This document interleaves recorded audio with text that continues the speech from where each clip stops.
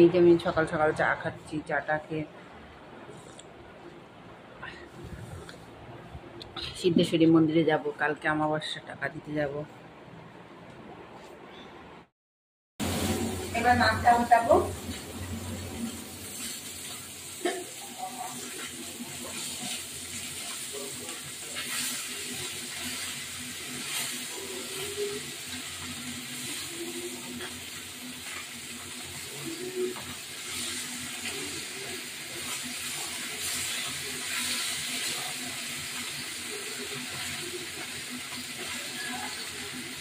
উঠিয়েছি মাছ এখন।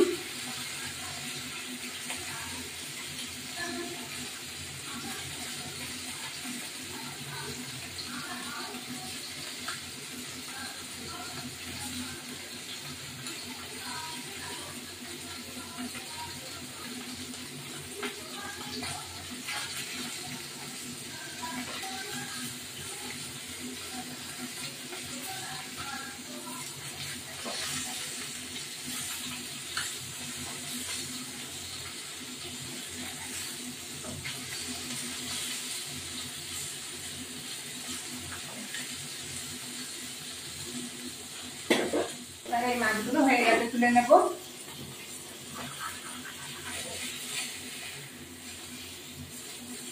বেশি আর ভাজলাম না।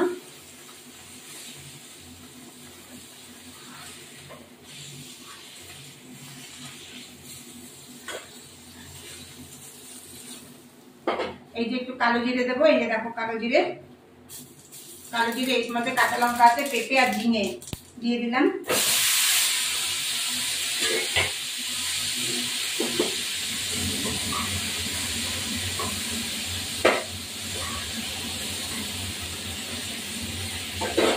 একটু লবণ দেবো, হলুদ গুঁড়ো, একটা কাঁচা লঙ্কা দিয়েছি,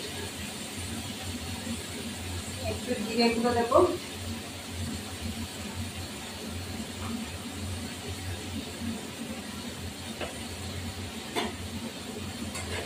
দিয়ে এটা ভাজা হবে। একটু হলুদ গুঁড়ো দেবো,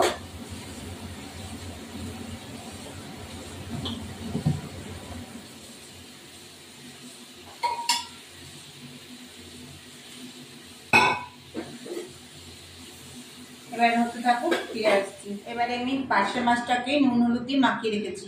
এখন এই পার্শে মাছটাকে একটু লবণ দেবো এই তেলের মধ্যে, যাতে মাছটা না লেগে যায়। মাছটা না লেগে যায়, গরমটা তাতে যেন তাড়াতাড়ি হয়ে যায়। এখন মাছ দেবো।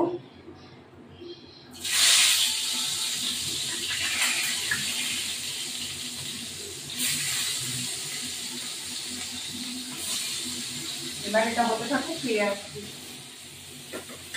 এবার আমি একটু জল দিয়ে দেবো এর মধ্যে। হয়ে গেছে, জল দেওয়ার সাথে সাথে ফুটবে, ব্যাস ঢেকে দেবো, ফুটবে। তারপর মাছগুলো দিয়ে দেবো। এবার মাছগুলো কাটা দিয়ে দেবো।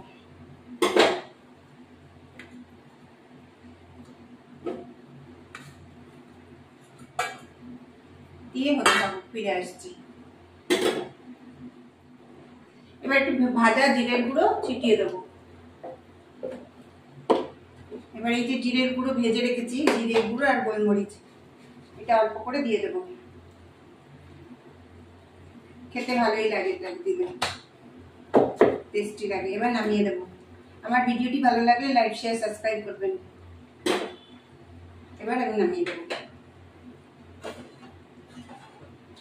এবার আবার কালকে ফুটালে হয়ে যাবে ঠিকঠাক।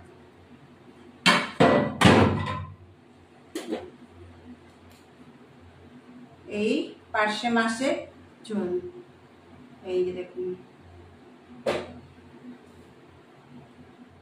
আবার নেক্সট, এবার একটু ভাজা জিরের গুঁড়ো ছিটিয়ে দেবো। এবার এই যে জিরের গুঁড়ো ভেজে রেখেছি, জিরের গুঁড়ো আর গোলমরিচ, এটা অল্প করে দিয়ে দেবো। খেতে ভালোই লাগে, এটা দিলে টেস্টি লাগে। এবার নামিয়ে দেবো। আমার ভিডিওটি ভালো লাগলে লাইক শেয়ার সাবস্ক্রাইব করবেন। এবার আমি নামিয়ে দেবো। তাহলে আবার কালকে ফোটালে হয়ে যাবে ঠিকঠাক।